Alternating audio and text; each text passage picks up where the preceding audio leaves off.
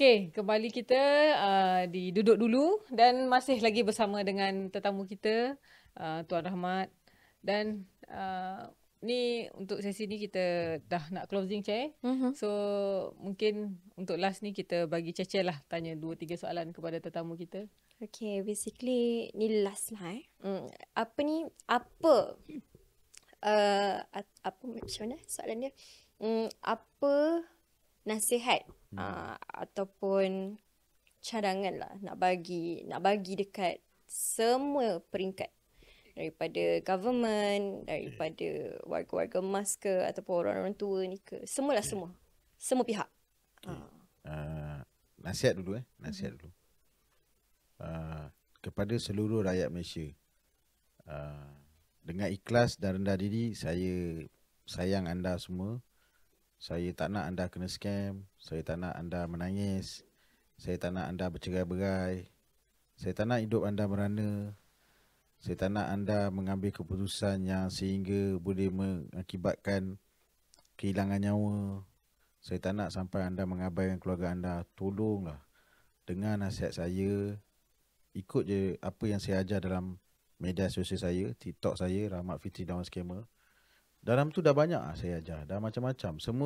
Sebenarnya setiap persoalan, setiap apa yang terjadi pada diri anda semua saya dah ceritakan dalam TikTok saya tu. Kalau tak ada TikTok, boleh pergi YouTube. Saya ada YouTube, saya ada Facebook, saya ada Instagram. Kepada agensi kerajaan, saya menyerulah kepada agensi kerajaan untuk fokuskan kepada pendidikan kepada golongan yang daripada kecil sekolah ni sehinggalah kepada pendidikan yang dah bersara. Banyak yang bersara kena scam. Saya banyak juga terlibat dengan program besar dengan orang-orang yang dah bersara ni, dan saya melihat tahap pendidikan diorang tentang digital sangat rendah. Bila saya nak ajar diorang untuk setting Telegram, dia buka Instagram. Dia tak tahu pun Telegram mana, Instagram mana kan. Dia tak tahu nak setting macam, semua tak tahu. That's why pentinglah education ni. Dan juga masih lagi untuk government dan agensi-agensi yang berkenaan, boleh kita kurangkan kes scam ni. Jawapan dia satu je, education, awareness, dan kita bantulah orang-orang yang ada. Saya mengharapkan agar sumber-sumber yang ada digunakan untuk membantu masyarakat dengan lebih efisien lah. Macam mana yang saya cadangkan, kita sediakan kemudahan itu. Jika sukar, tak apalah, boleh workout, kita bincang sama-sama kan. Saya ada idea tu saya ada. Dan saya tahu saya boleh buat. Saya garanti saya boleh buat. You bagi je saya buat, tak apa. Dan saya yakin kita akan berjaya membantu masyarakat luar sana. Dan untuk government, percayalah, kemudahan yang kita bagi kepada masyarakat itu untuk kepentingan government juga, supaya apabila masyarakat itu nak menyalahkan government, at least government dah menunjukkan usaha dia, apa yang dia boleh buat untuk bantu masyarakat. Untuk syarikat swasta pula ataupun agensi-agensi selain government, anda go for ROI, anda tahu anda ada bajet CSR, anda tahu ada duit banyak untuk membantu masyarakat, why don't anda gunakan untuk membantu tentang scam ni kan. Kita jangan tunggu sampai bos-bos, director punya family, anak bini, keluarga, tok nenek kena scam baru kita sibuk nak, jom kita fight scam sebab family aku dah kena. Janganlah. Kita tolong orang, kita akan dapat benefit yang lain lah. Benefit yang lebih lagi pada tu. Kepada masyarakat, kepada semua pengguna-pengguna digital ni, tadi saya dah cakap, tolonglah dengan nasihat kita. Saya tak ada apa-apa pun melainkan saya nak menyelamatkan duit anda semua. Itu je. Scam ni real guys. Real. Yes, serius. Real. Macam tadi Along pun pernah jumpa yang dua pemangsa itu, memang satu dia baru kehilangan isteri. So dia memang dah pencen. Dia seorang, bukan orang calang-calang lah. Dia sebenarnya orang yang dihormati. Yes. Tetapi mungkin perasaan lonely tu, yang love scam tadi, yang melayan dia sampai dia dah jadi macam duit simpanan dia habis. Dan dia macam jadi the person yang bukan dia yang dulu. Dia jadi orang lain. Kan? Dia jadi orang lain yang macam kadang-kadang kita pun rasa macam, kenapa dia jadi macam ni? Kan? Saya 2-3 kali juga dia pernah menelpon untuk pinjam duit dengan saya. Tapi pun saya pun dah kena scam 2 kali dengan dia.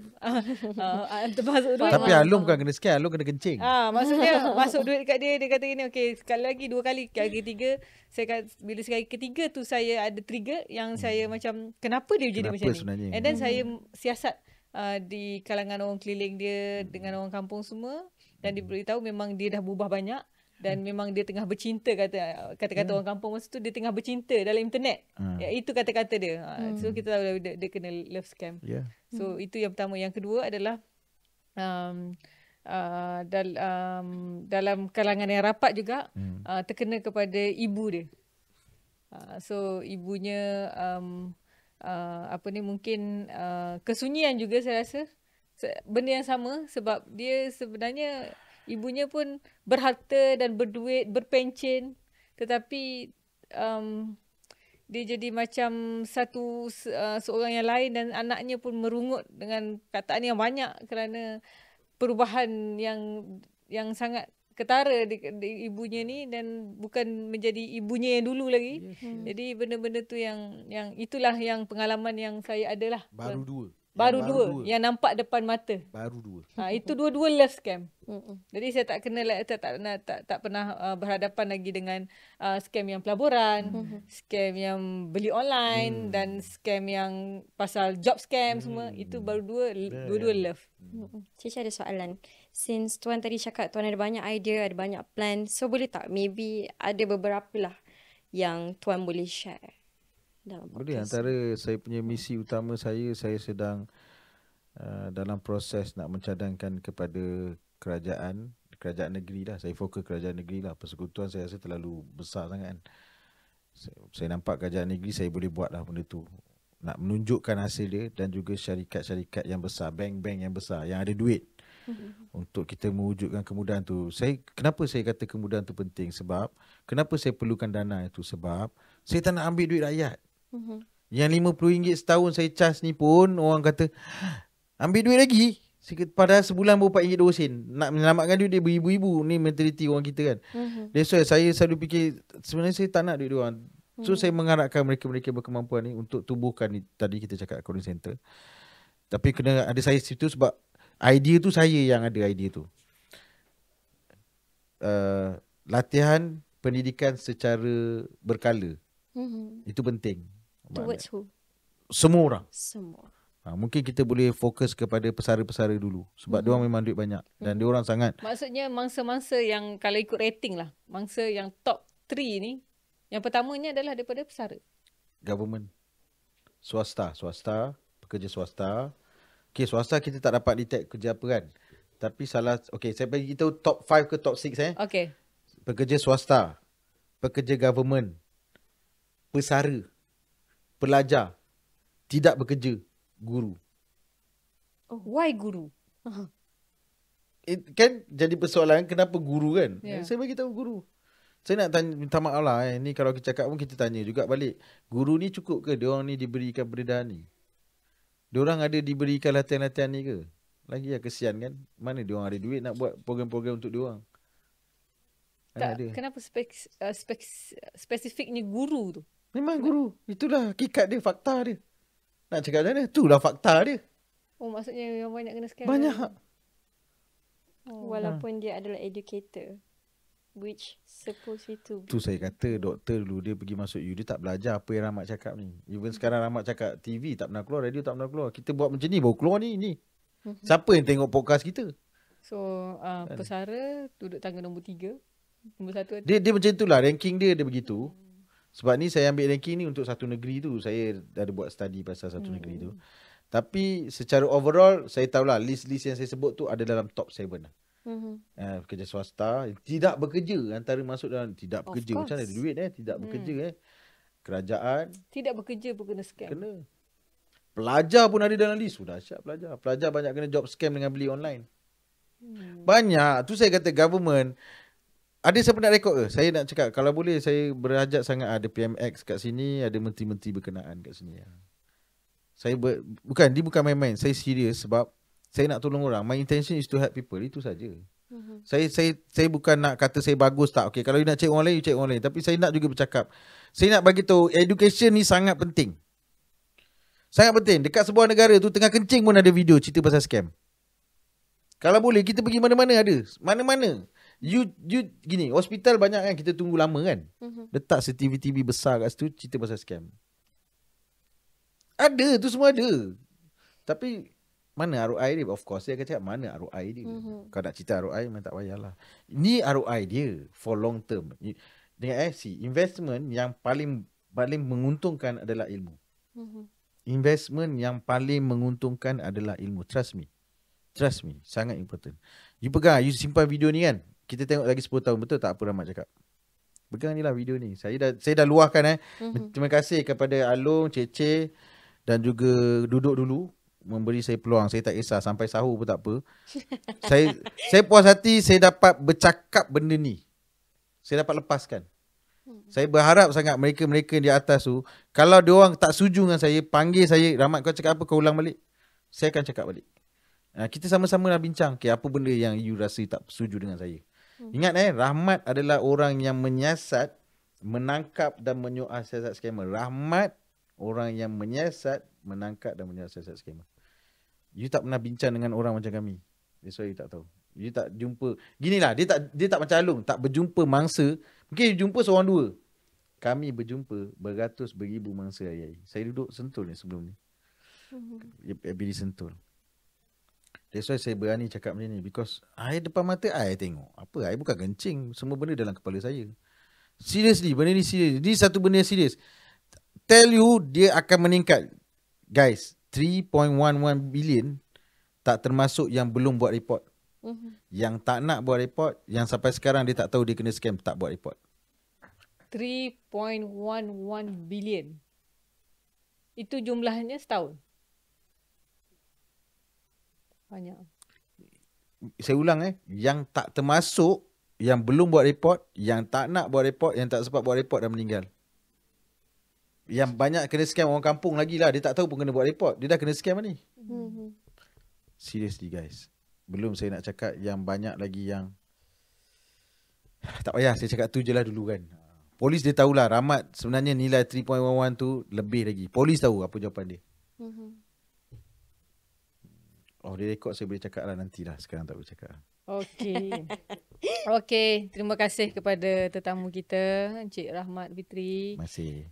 Dan insyaAllah semoga apa yang diperkongsikan hari ini menjadi tatapan kepada semua yang tengok di TikTok, Facebook dan juga IG dan YouTube Duduk Dulu, dan menjadi awareness juga untuk diorang, untuk sama-sama kita tengok sekeliling kita, adik-beradik kita, keluarga kita, anak-anak kita dan semuanya lah, rakan-rakan kita, supaya jangan menjadi mangsa scam ni. Dan di sini Along nak ucapkan ribuan terima kasih kepada semua yang telah bersama-sama dengan ramai podcast Duduk kita ni. Kita dah dapat daripada TikTok 570,258 view daripada TikTok. Oh ya. Kita baru start. Bila? Bukan yang ni lah. Yang ini adalah episod yang kedua. Kita dah start episod yang tadi tu sebelum first, ni lah. Yang sebelum ni. Kita tengoklah mungkin dengan tetamu kita yang hadir ni, kita dapat view yang banyak lagi. Tapi saya bukan artis lah. Itu yang last. Itu yang last. Dan semoga semua dapat support lah daripada semua untuk kita teruskan lagi. Dan banyak lagi yang benda yang perlu kita bincangkan. Duduk bersama dan bincang bersama. Supaya menjadi adalah penyebab dan asbab untuk kita bersama dan untuk generasi kita juga, Cik. Generasi saya, generasi Rahmat, generasi Cece untuk ke depan ni, kerana kita semua adalah sayangkan negara Malaysia. Dan untuk Instagram pula, Duduk Dulu ni kita dah dapat IG, daripada IG 34,000. So terima kasih kepada semua followers yang telah bersama-sama kami. Yang baru tu, itu baru tu. Teruskan support anda, kami perlukan anda, dan anda juga kami nak korang komen dekat ruangan komen siapa tetamu lepas ni yang korang nak tengok, kita orang panggil. And sebelum kita end, panggil jangan sebut pasal kita punya IG, pasal kita punya TikTok. Macam mana pula kepada siapa-siapa penonton yang kita tengah tengok ni nak reach, nak hit me up, Tuan saya Ya. Okay, boleh tengok saya di TikTok saya, Rahmat Fitri Lawan Scammer. Saya punya TikTok kena bagi tahu sebab scammer banyak menyamar saya. Yang follower 1 juta tu Oh, Rahmat pun ada scammer. ada, dia follow saya, ada 300 follower, ada banyak orang tunjuk saya lah, memang gambar saya, nama saya. Follow saya yang 1 juta view, 1 juta follower tu. Dan juga saya ada backup account yang 18,000 tu. Itu saya punya lah. Boleh tengok kat situ. YouTube saya Rahmat Fitri Fight Scammer. Facebook saya Terima Kasih Polis Diraja Malaysia. Ni kita punya geng-geng Facebook kita. Instagram saya juga Rahmat Fitri Fight Scammer. Awak boleh tengok kat situ lah. Saya pun buka tu pun baru sebab banyak orang tutur kata, tuan saya tak ada TikTok, saya ada lain lah. Saya buka Instagram. Saya buka YouTube pasal semua permintaan dia orang. So kalau tak nak tengok muka saya tak apa, saya tahu saya tak handsome, dengar je apa saya cakap. Awak menyampah tengok muka saya, tutup, awak dengar je Rahmat. Dengar je. Saya bukan suruh tengok muka saya suruh dengar je. Rahmat kata jangan, tak boleh, ikut je. So itulah. Ikut apa Rahmat cakap. Ikut je habis cerita. Kalau tak nak kena scam, ikut apa Rahmat cakap. Habis cerita. Settle. Settle. Okay je, ada apa-apa lagi? So itu sahajalah kot daripada kita untuk episod kita kali ni. Okay, terima kasih pada semua. Teruskan bersama kami, terus support kami. Doakan yang terbaik untuk duduk dulu dan kita bersama lagi pada episod yang akan datang. Terima kasih. Apapun jadi, kita duduk